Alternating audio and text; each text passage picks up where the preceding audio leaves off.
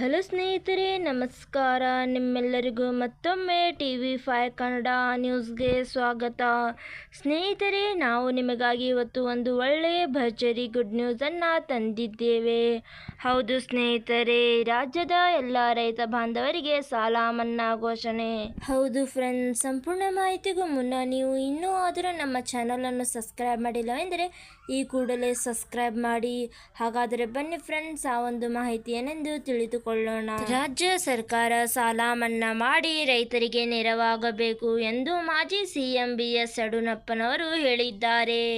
ಅವರು ಮೈಸೂರಿನಲ್ಲಿ ಮಾಧ್ಯಮಗಳೊಂದಿಗೆ ಮಾತನಾಡಿ, ರಾಜ್ಯದಲ್ಲಿ ಭೀಕರ ಬರಗಾಲ ಬಂದಿದೆ, ಕೆರೆ ಕಟ್ಟಿ ಬತ್ತಿ ಹೋಗಿದೆ, ಬರಗಾಲ ಜನರನ್ನು ಕಿತ್ತು ತಿನ್ನುತ್ತಿದೆ.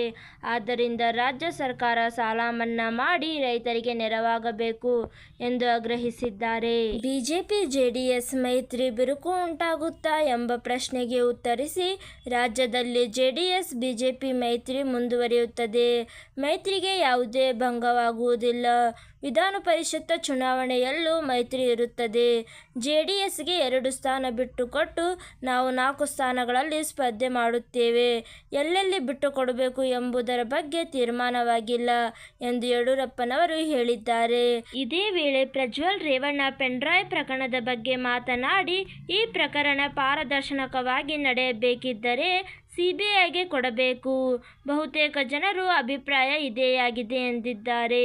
ಯಡಿಯೂರಪ್ಪ ಕಾಂಗ್ರೆಸ್ ವಿರುದ್ಧ ವಾಗ್ದಾಳಿ ನಡೆಸಿ, ಈ ಬಾರಿ ಬಿಜೆಪಿ 400ಕ್ಕೂ ಹೆಚ್ಚು ಸ್ಥಾನಗಳನ್ನು ಗೆದ್ದಿ ಮೋದಿ ಮತ್ತೆ ಪ್ರಧಾನಿಯಾಗುತ್ತಾರೆ.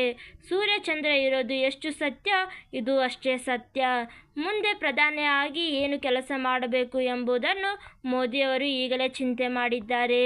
ನಾವು ರಾಜ್ಯದಲ್ಲಿ ಕನಿಷ್ಠ 24-25 ಸ್ಥಾನ ಗೆಲ್ಲುತ್ತೇನೆ. ಕಾಂಗ್ರೆಸ್ನವರು ಏನು ಹೇಳಿದರೂ ನಾವು ತಲೆ ಕೆಡಿಸುವುದಿಲ್ಲ. ಕಾಂಗ್ರೆಸ್ನಲ್ಲಿ ಪ್ರಧಾನಿಯಾಗುವ ಯೋಗ್ಯತೆ ಯಾರಿಗಿಲ್ಲ. ವಿಧಾನಸಭಾ ಚುನಾವಣೆಯಲ್ಲಿ ಬೇರೆ ಚರ್ಚೆ ಆಗಬಹುದು, ಆದರೆ ಮೋದಿಯವರು ಪ್ರಧಾನಿಯಾಗಬೇಕು ಎಂಬುದು ಎಲ್ಲರ ಅಭಿಪ್ರಾಯ ಎಂದು ಯಡಿಯೂರಪ್ಪನವರು ಹೇಳಿದ್ದಾರೆ. ಇವತ್ತಿಗೆ ಇಷ್ಟೇ ಸ್ನೇಹಿತರೆ. ಈ ಒಂದು ವಿಡಿಯೋ ಇಷ್ಟವಾದಲ್ಲಿ ಲೈಕ್ ಮಾಡಿ ಹಾಗೂ ಈ ಒಂದು ಚಾನೆಲ್ ಅನ್ನು ಸಬ್ಸ್ಕ್ರೈಬ್ ಮಾಡುವುದನ್ನು ಮರೆಯಬೇಡಿ. ಹಾಗೂ ಈ ಒಂದು ವಿಡಿಯೋವನ್ನು ನಿಮ್ಮ ಎಲ್ಲ ರೈತ ಬಾಂಧವರೊಡನೆ ಶೇರ್ ಮಾಡುವುದನ್ನು ಮರೆಯಬೇಡಿ. ಇದೇ ಥರ ಒಂದು ಹೊಸ ವಿಡಿಯೋದಲ್ಲಿ ಸಿಗೋಣ. ಅಲ್ಲಿ ತನಕ ಬಾಯ್.